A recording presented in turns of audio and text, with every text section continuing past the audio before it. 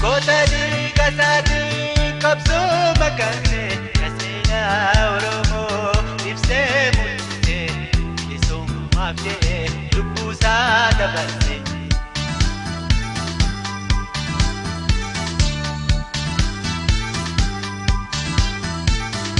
Kotawan oromo kakale bokitu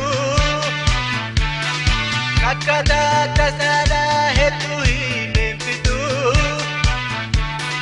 Kotawan oromo kakale bokitu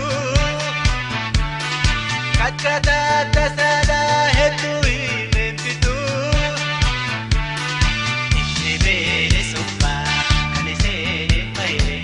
kanisene yone mullate darware Ishibere summa kanisene maire kanisene yone mullate darware